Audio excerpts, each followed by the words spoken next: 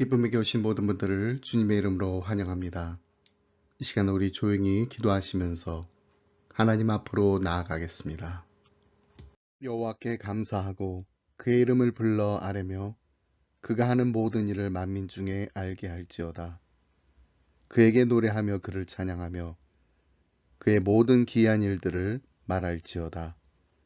그의 거룩한 이름을 자랑하라. 여호와를 구하는 자들은 마음이 즐거울지로다. 어제나 오늘이나 영원토록 변함이 없는 사랑으로 우리를 돌보시는 하나님, 한 주간을 사는 동안에는 우리와 동행하시며 선하고 의로운 길로 인도하시고 거룩한 주일에는 기쁨과 평안 중에 성전에 나와 예배드리게 하시니 감사합니다.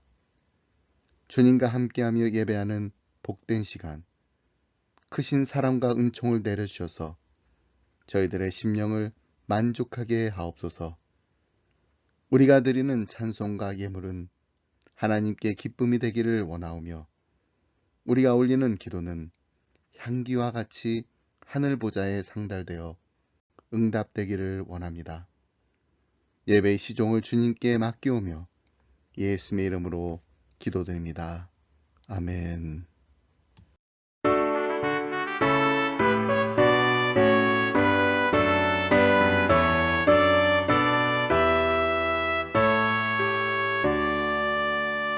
목소리 높여서 주 찬양하여라.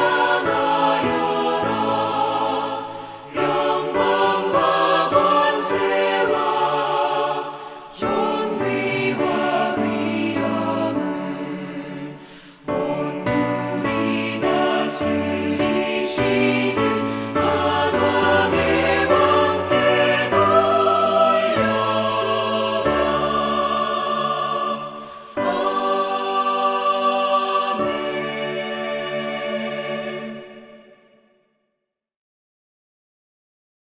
사도신경으로 우리의 신앙 함께 고백하겠습니다. 나는 전능하신 아버지 하나님, 천지의 창조주를 믿습니다.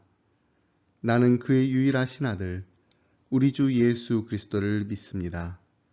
그는 성령으로 잉태되어 동정녀 마리에게서 나시고 본디어 빌라도의 고난을 받아 십자가에 못 박혀 죽으시고 장사된 지 사흘 만에 죽은 자 가운데서 다시 살아나셨으며 하늘에 오르시어 전능하신 아버지 하나님 우편에 앉아 계시다가 거기로부터 살아있는 자와 죽은 자를 심판하러 오십니다. 나는 성령을 믿으며 거룩한 공교회와 성도의 교제와 죄를 용서받는 것과 몸의 부활과 영생을 믿습니다. 아멘.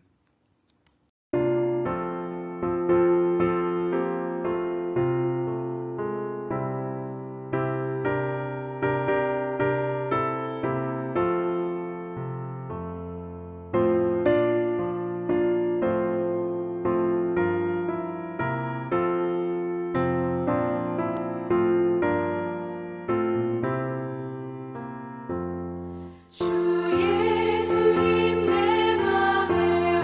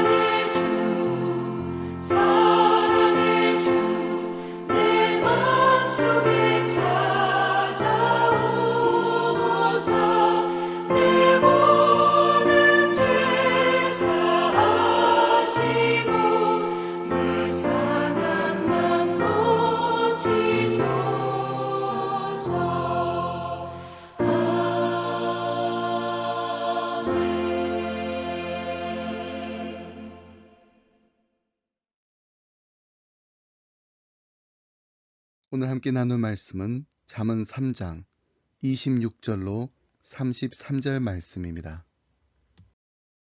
대저 여호와는 내가 의지할 이시니라. 내 발을 지켜 걸리지 않게 하시리라. 내 손이 선을 베풀림이 있거든 마땅히 받을 자에게 베풀기를 아끼지 말며 내게 있거든 이웃에게 이르기를 갔다가 다시 오라 내일 주겠노라 하지 말며 내 이웃이 내 곁에서 평안히 살거든 그를 해하려고 꾀하지 말며 사람이 내게 악을 행하지 아니하였거든 까닭없이 더불어 다투지 말며 포악한 자를 부러워하지 말며 그의 어떤 행위도 따르지 말라. 대저 패역한 자는 여호와께서 미워하시나 정직한 자에게는 그의 교통하심이 있으며 악인의 집에는 여호와의 저주가 있거니와 의인의 집에는 복이 있느니라. 아멘. 5월 가정의 달을 맞아 온 가족이 함께 잠언 말씀 묵상하고 있습니다. 슬기로운 신앙생활이라는 주제로 말씀을 나누고 있는데요. 지난주 우리는 범사의 하나님을 인정하고 사랑하고 존경하며 순종하는 여호와를 경외하는 삶, 그리고 하나님의 성품을 닮아가는 삶에 대해 말씀을 나누었습니다. 오늘은 인간 관계를 아름답게 하는 지혜라는 제목으로 말씀을 나누면서 함께 은혜 받고 도전받는 시간을 가지려고 합니다. 신앙생활을 크게 두 부분으로 나눌 수 있습니다. 하나는 대신 부분이고 또 다른 하나는 대인 부분입니다. 10계명도 1계명부터 4계명까지의 대신 계명과 5계명부터 10계명까지의 대인 계명으로 나눌 수 있는데 이에 대해서 예수님께서 이렇게 말씀하십니다. 마태복음 22장 37절로 40절 말씀입니다. 예수께서 이르시되 내 마음을 다하고 목숨을 다하고 뜻을 다하여 주 너의 하나님을 사랑하라 하셨으니 이것이 크고 첫째 되는 계명이요 둘째도 그와 같으니 내 이웃을 내 자신같이 사랑하라 하셨으니 이 두 계명이 온 율법과 선지자의 강령이니라. 오늘 본문은 10계명으로 말하면 두 번째 부분에 해당하는 것으로 우리의 이웃을 어떻게 대해야 하는지 가르쳐주는 지혜의 말씀입니다. 우리 인간관계를 아름답게 하는 첫 번째 지혜는 이웃의 형편을 보고 즉시 베푸는 것입니다. 세상을 살다 보면 언제나 약한 자가 곁에 있게 마련입니다. 근데 세상에 많은 사람들이 강한 자에게는 약하고 약한 자에게는 강하게 대하는 것을 보게 됩니다. 때로는 세상의 법이 공평하지 않을 때도 있습니다. 그래서 유전무죄, 무전유죄라는 말이 생기게 된 것입니다. 돈이 많으면 죄를 지어도 무죄로 석방되지만 돈이 없으면 죄가 작아도 형벌을 받는다는 말입니다. 이건 정말 공평하지 않은 일입니다. 하지만 이런 공평하지 않은 세상에 살고 있기 때문에 우리도 그렇게밖에 살 수 없다라고 해서는 절대 안 됩니다. 힘이 없는 자에게 힘이 되어주고 약한 자에게 도움의 손길을 내미는 것이 하나님이 기뻐하시는 지혜로운 자의 삶입니다. 27절 말씀 함께 보겠습니다. 내 손이 선을 베풀 힘이 있거든 마땅히 받을 자에게 베풀기를 아끼지 말며 여기서 힘이 있거든 이라는 말씀의 뜻은 두 가지입니다. 하나는 능력이 있거든이고 다른 하나는 기회가 있거든 이라는 뜻입니다. 먼저 능력이란 무엇인가요? 우리에게 있는 건강, 물질, 지식과 같은 것이 바로 힘이요 능력입니다. 능력이 있거든 약한 이웃을 위해 건강과 물질과 지식을 드리라는 것입니다. 그리고 기회란 찬스를 말합니다.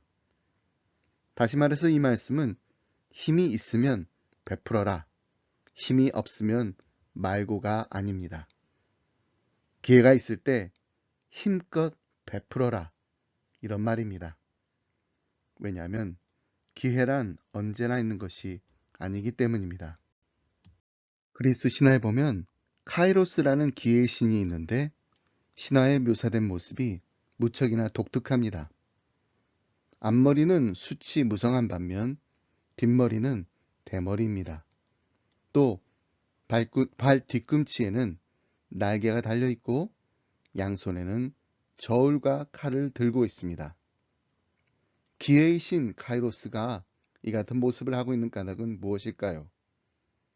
앞머리의 숱이 무성한 이유는 기회를 만난 즉시 붙잡으라는 의미입니다.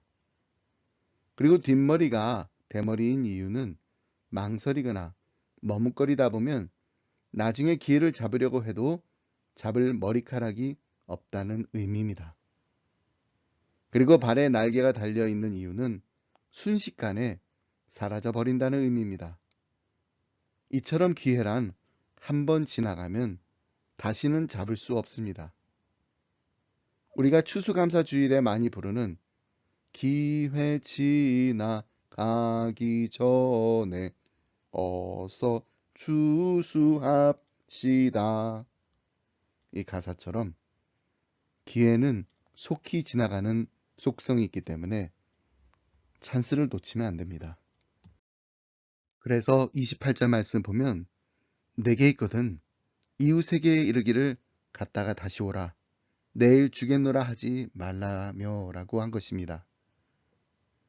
선을 행하는 데 있어서 중요한 것은 바로 지금 여기에서입니다. 절대로 내일 하지, 나중에 하지라고 미루면 안 됩니다. 내일로 미루면 후회하게 됩니다. 시간을 미루면 마음이 식어버립니다. 돈을 좀 모았다가 해야지가 아니라 감동이 되는 그때가 바로 베풀 때입니다. 예수님의 제자인 우리는 우리의 이웃들에게 선한 사마리아인이 되어야 합니다. 우리의 도움이 필요한 상처받고 연약한 지체들을 예수님의 사랑으로 돌보고 섬겨야 합니다. 누가복음 10장에 나오는 선한 사마리아인 비유에서 그가 어떻게 사랑을 베풀었나요? 33절로 35절 말씀 보면 어떤 사마리아 사람은 여행하는 중 거기 이르러 그를 보고 불쌍히 여겨 가까이 가서 기름과 포도주를 그 상처에 붓고 싸매고 자기 짐승에 태워 주막으로 데리고 가서 돌보아 주니라. 그 이튿날 그가 주막 주인에게 데나리온 둘을 내어주며 이르되 이 사람을 돌보아 주라. 비용이 더 들면 내가 돌아올 때에 갚으리라고 했습니다. 우리는 이 말씀을 통해서 우리가 사랑을 나누기 위해서 해야 할 첫 번째 단계는 눈을 여는 것이라는 것을 알 수 있습니다. 사마리아인이 강도를 만나서 여리고 길에 쓰러져 신음하고 있었던 사람을 보았습니다. 그에게는 볼 수 있는 눈이 열려 있었던 것입니다. 하지만 그가 이 길을 지나가기 전에 먼저 지나간 사람들이 있었습니다. 바로 제사장과 레위인입니다. 이들은 강도를 만나 죽어가고 있는 사람의 곁을 그대로 지나갑니다. 어떻게 보면 이들을 보지 않기를 원했고 듣지 않기를 원했을지도 모릅니다. 하지만 사마리아인은 그렇게 하지 않았습니다. 그는 열린 눈으로 보았습니다. 그리고 그는 불쌍히 여겨 가까이 갔다고 했습니다.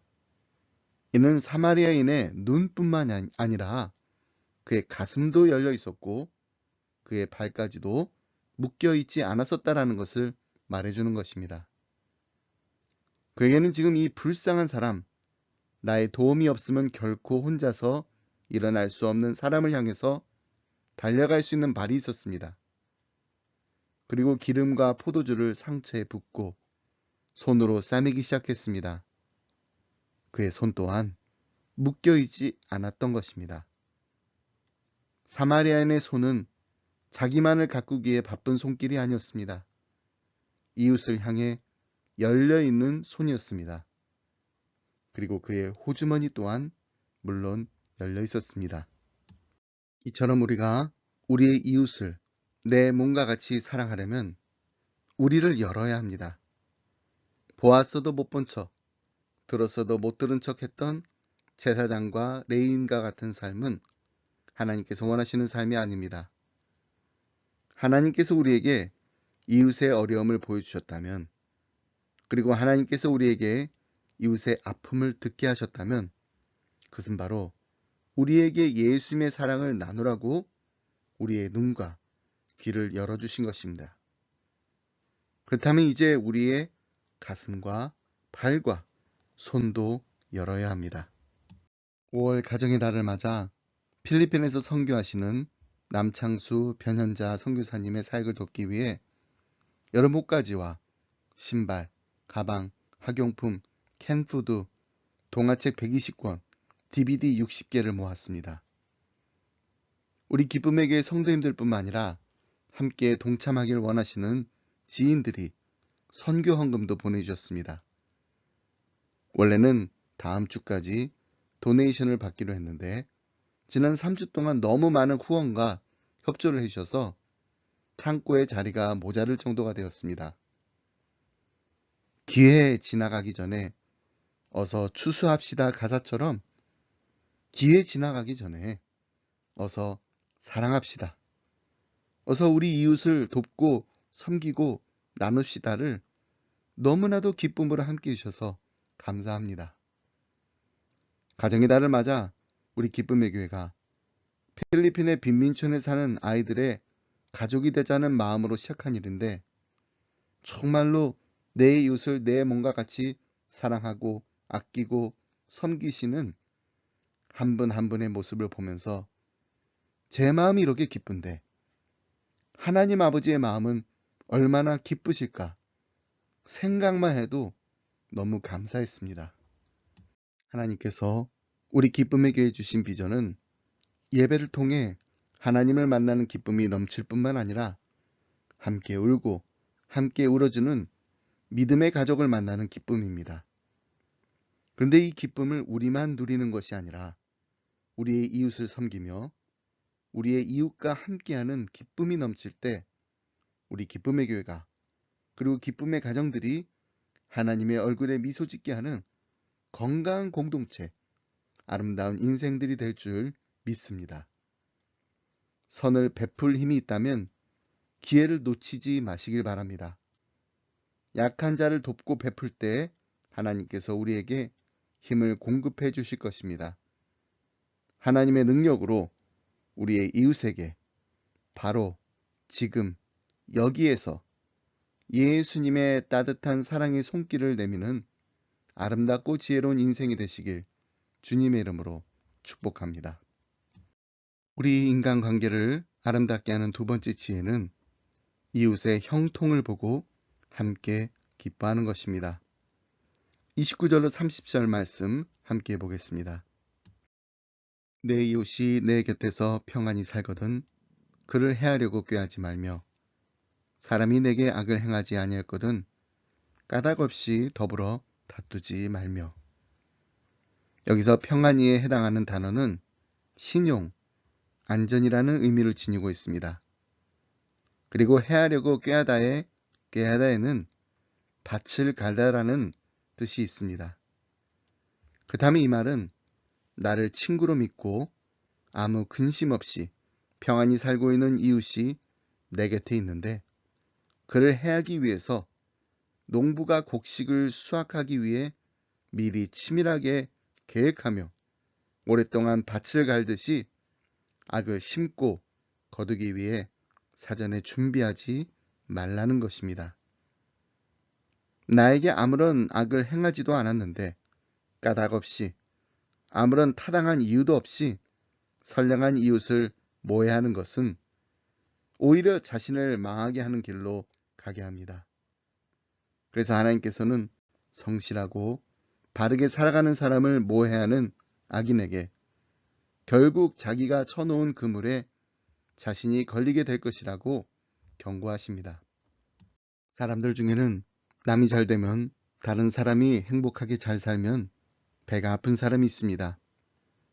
그래서 그 사람을 못 살게 하고 힘들게 하고 고통스럽게 해야 직성이 풀리는데 이건 정말 심술이고 못된 마음입니다.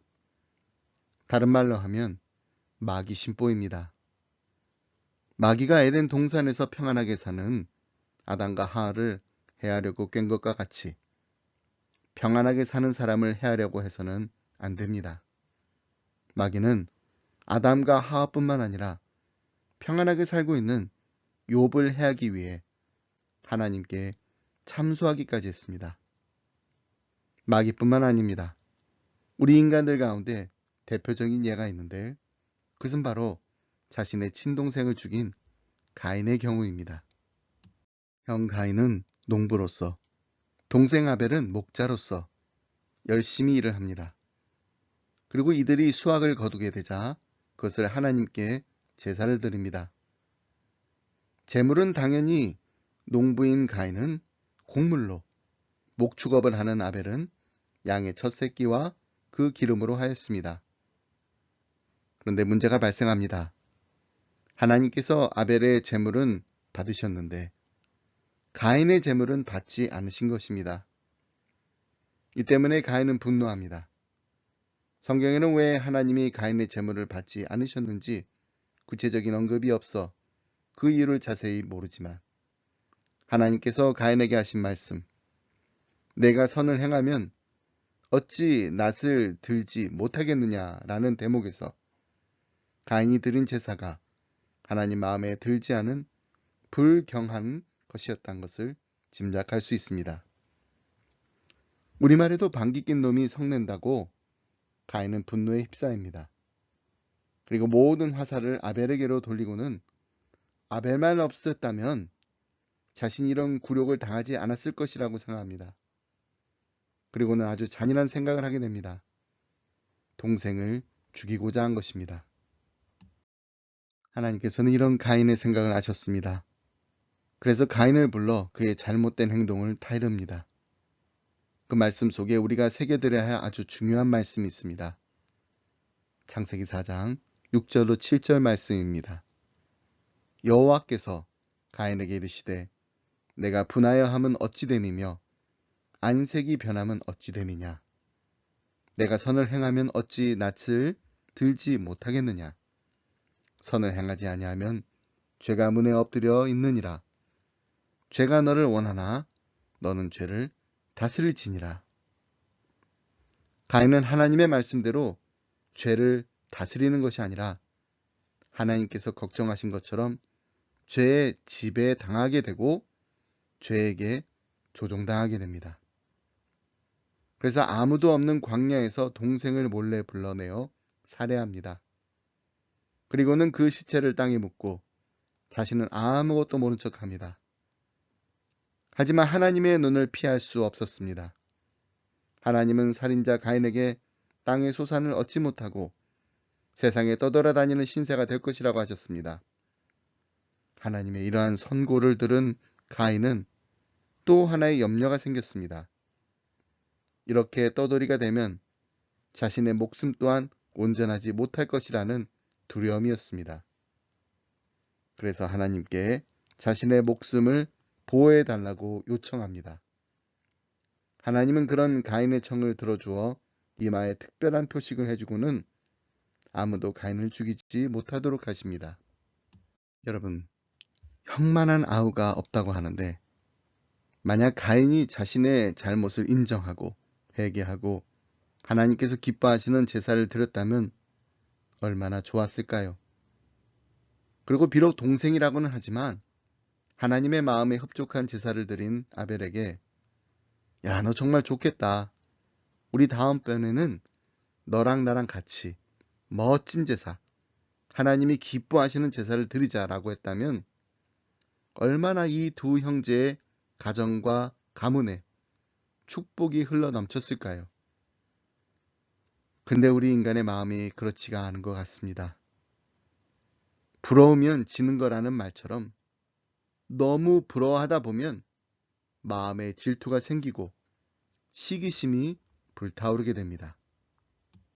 신원아 교수님이 쓰신 죽음에 이르는 7가지 죄라는 책에 보면 질투와 시기의 차이점에 대해 이렇게 설명합니다. 아리스토텔레스의 정의인데요. 질투란 이웃이 지닌 것을 자기가 소유하지 못한 사실에 슬퍼하는 것이고, 시기란 자기가 갖지 못한 좋은 것을 이웃이 가진 사실에 슬퍼하는 것이다. 그러므로 질투는 초점이 자기 자신에게 있습니다. 왜 저 친구에게는 있는데 내게는 없지? 라고 물으며 무게 중심을 자신에게 둡니다. 그래서 질투는 때로는 상대방처럼 되고 싶은 마음과 의지를 불러일으키고 경쟁심을 유발하여 열심을 내는 동력이 될 수가 있습니다. 반면 시기는 초점이 상대방에게 있습니다.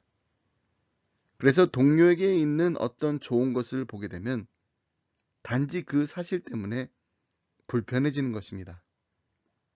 다시 말해서 시기는 늘 다른 사람을 의식하면서 그저 친구가 잘 되거나 좋은 것을 지니고 있는 상황을 불편해하는 마음입니다. 그러므로 이 두 단어는 일상에서 비슷하게 사용되지만 엄밀하게 말하면 이 둘은 의미가 무척 다릅니다. 따라서 시기를 받게 되면 공격의 대상이 됩니다.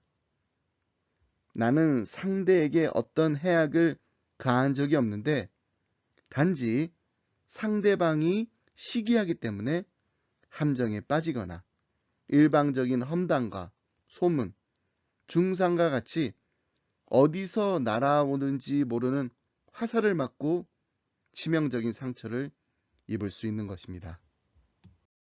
그런데 이 시기하는 마음이 우리의 이웃을, 우리의 동료를, 우리의 믿음의 형제 자매들을 힘들게 하고 아프게 하고 파괴할 뿐만 아니라 우리 자신까지도 파괴할 수 있다는 사실을 잊지 말아야 합니다. 욥기 5장 2절 말씀을 보면 분노가 미련한 자를 죽이고 시기가 어리석은 자를 멸하느니라고 했습니다. 잠언 14장 30절 말씀에도 평온한 마음은 육신의 생명이나 시기는 뼈를 썩게 하느니라고 합니다. 그렇습니다. 시기심은 절대로 이웃을 사랑하지 못하게 만듭니다.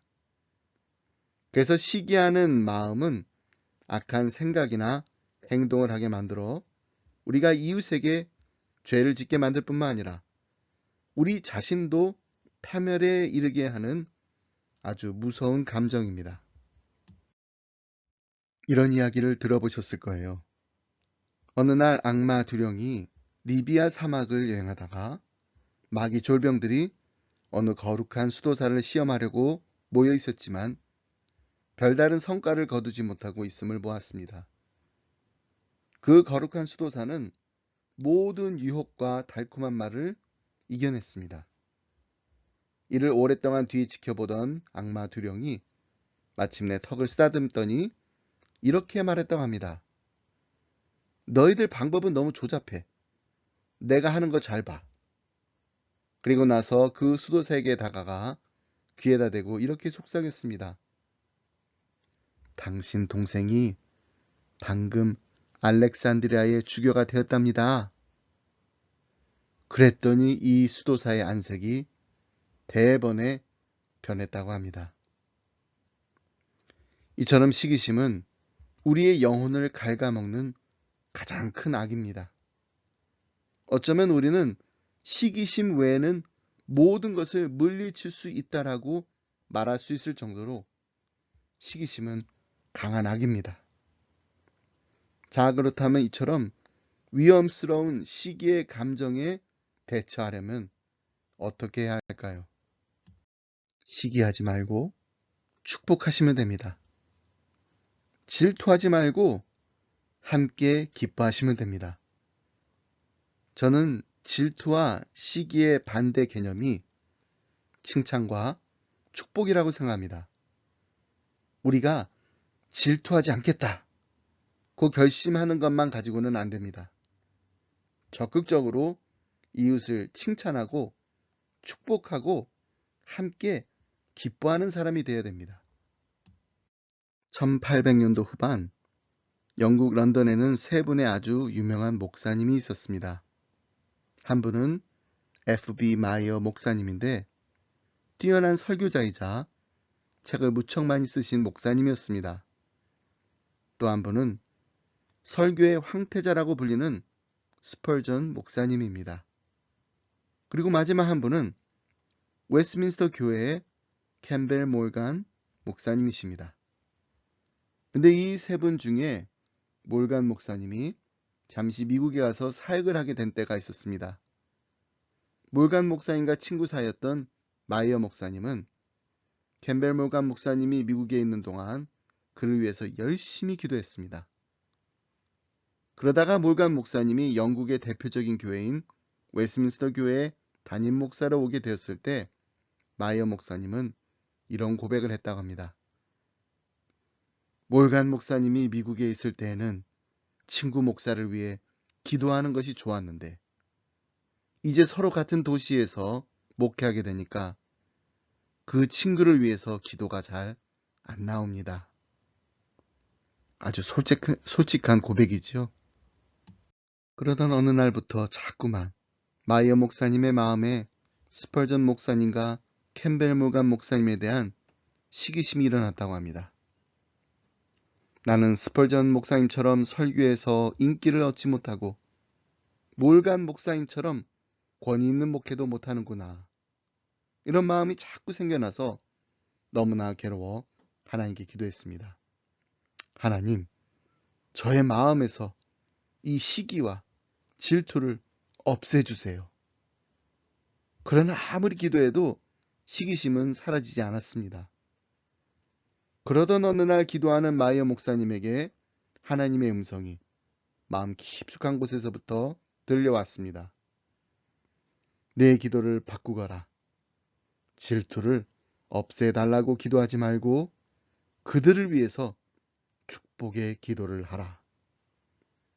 그리고 로마서 12장 14절 말씀이 생각나다라는 겁니다.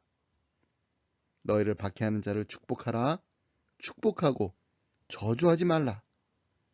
하나님의 분명한 음성을 들었고 말씀을 통해 박해하는 자까지 축복하라고 하시는데 하나님의 말씀을 전하는 주의 종을 축복하는 것은 너무나도 당연하다라는 이 생각에 말씀에 순종하여 마이어 목사님은 기도를 바꾸게 되었습니다. 하나님, 스펄전 목사님과 그 교회를 축복하여 주옵소서. 캠벨 몰간 목사님과 웨스트민스터 교회를 축복하여 주옵소서. 진심으로 그렇게 기도했더니 마음의 평안과 기쁨과 자유가 가득 생기기 시작하더라는 겁니다. 어느 날은 교회의 공개 기도 석상에서도 이렇게 축복 기도를 했다고 합니다. 하나님, 몰간 목사님과 스펄전 목사님의 교회를 축복해 주셔서 사람들이 가득 메워지게 하여 주옵소서. 그래서 그 두 친구 교회당에 더 이상 들어갈 자리가 없어서 사람들이 못 들어가게 되면 그 남은 분들을 우리 교회로 보내주시옵소서. 여러분, 이것이 바로 시기심을 극복하는 길입니다.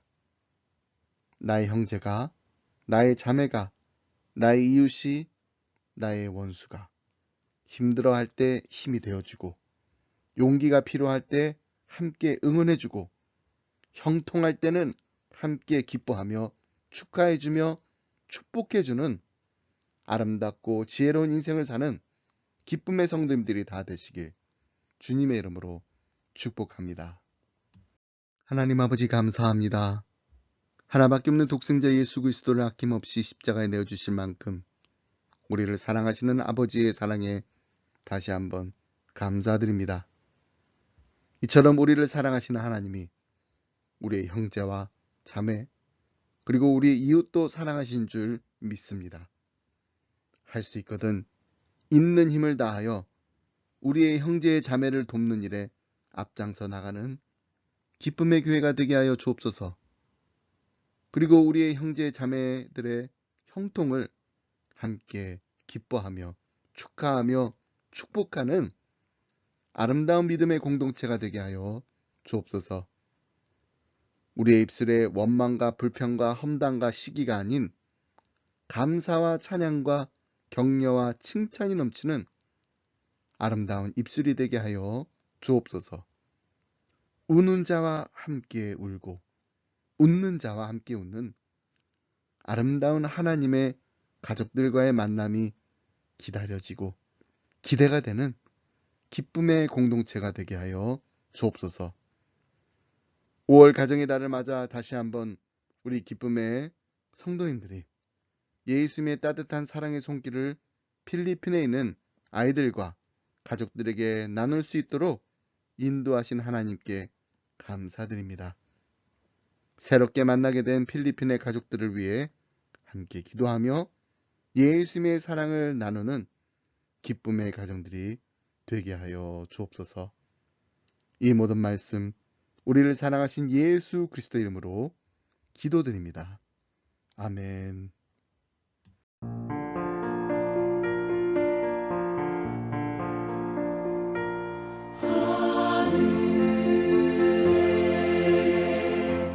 계신 아버지 이름 거룩하사 주님 나라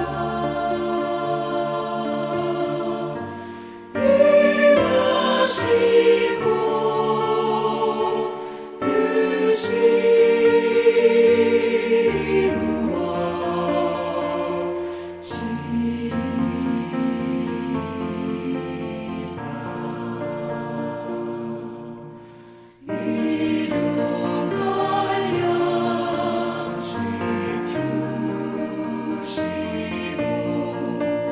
우리들의 큰 죄 다 용서하옵시고 오시